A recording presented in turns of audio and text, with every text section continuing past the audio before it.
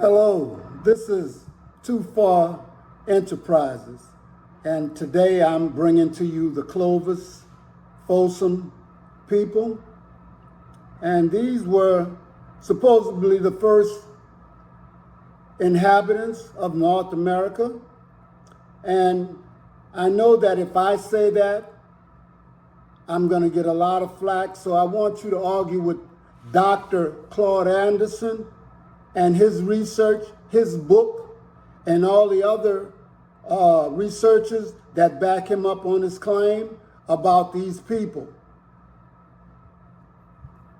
Have you ever pondered about the common misconceptions about Black history? It's a question many of us fail to ask ourselves, despite its profound implications.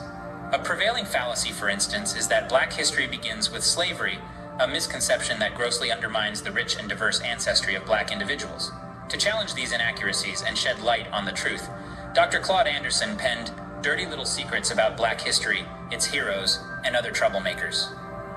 Published in 1997, this national bestseller presented an alternative perspective, revealing the hidden history of Black folks within the broader historical narrative. Dr. Anderson's research delved into the often overlooked contributions and presence of Black individuals throughout history, particularly in the Americas. His work is not merely a book. It's a revolutionary exploration that challenges the status quo, demanding recognition for the significant role of Black people in shaping our world. Dr. Anderson's book is a revolutionary work that uncovers the often overlooked contributions and presence of Black individuals in history, particularly in the Americas. Did you know that before the arrival of the so-called Native Americans, the Americas were populated by a Black population known as the Clovis Folsom? Quite a revelation, isn't it? According to Dr. Claude Anderson, in his groundbreaking book, this Black population roamed the southwestern United States a staggering 10 to 15,000 years ago. Unearthed archaeological findings lend credence to this theory. Tools, artifacts, and remnants of ancient settlements paint a vivid picture of a civilization that thrived long before the arrival of the groups we've traditionally labeled as Native Americans. The implications of this are profound and potentially game-changing.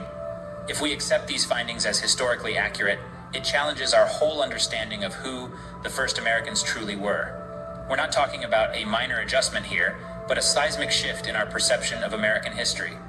The Clovis Folsom people of African origin were here thousands of years before the ancestors of modern-day American Indians crossed the Bering Straits onto the North American continent.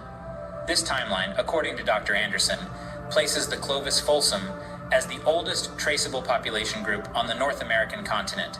And what does this mean for the term Native American? Well, it calls into question its very validity. If the ancestors of today's American Indians arrived 5,000 to 6,000 years ago, then they were not the original inhabitants of these lands. They were newcomers, immigrants, just like the European settlers, who would come thousands of years later. It's a fascinating thought, isn't it? That the true first Americans were not the ones we've been taught about in our history books, but a group of African Blacks who established communities, lived and thrived in what is now the southwestern United States. If Dr. Anderson's findings hold true, it could mean that the history of the Americas as we know it might need a significant rewrite. But then again, history is always evolving, always revealing new truths, and who knows what other secrets are waiting to be uncovered. But what impact did the Folsom people have on the Americas and its later inhabitants? Let's delve into that. The Folsom people of African descent left an indelible mark on the Americas. Their presence, dating back between 10 to 15,000 years, predates the arrival of the Asians across the Bering Strait by several millennia.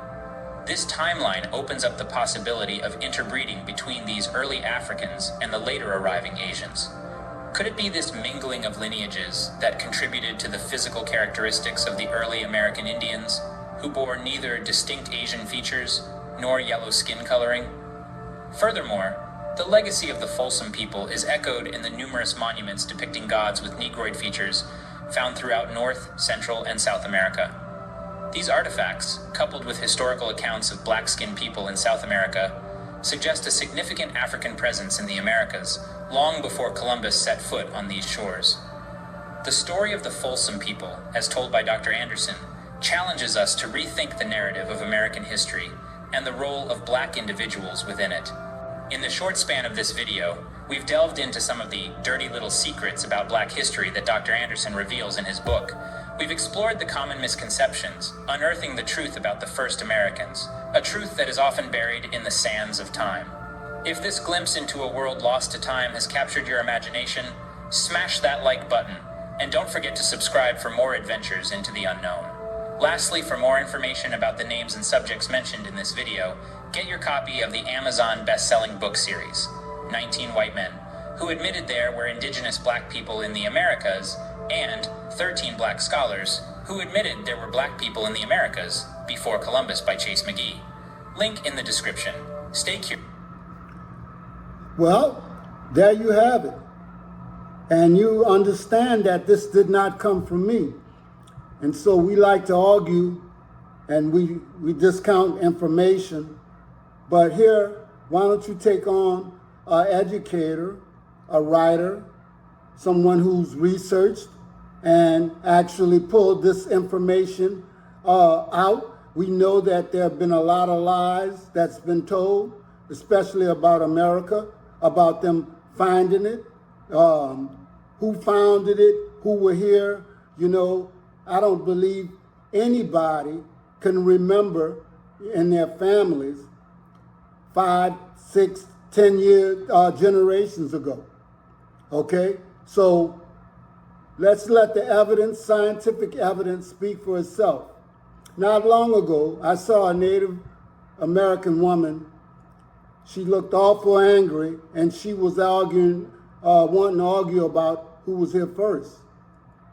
Well, you don't argue with people. You just pull out information, what I was taught in school. And the information speaks for itself. So if you have any comments, why don't you just talk to Dr. Claude Anderson's book, read it first, then verify it by research, and then come back and look for somebody to argue with.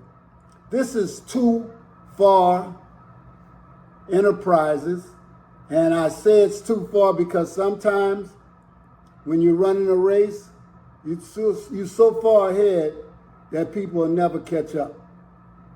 Thank you.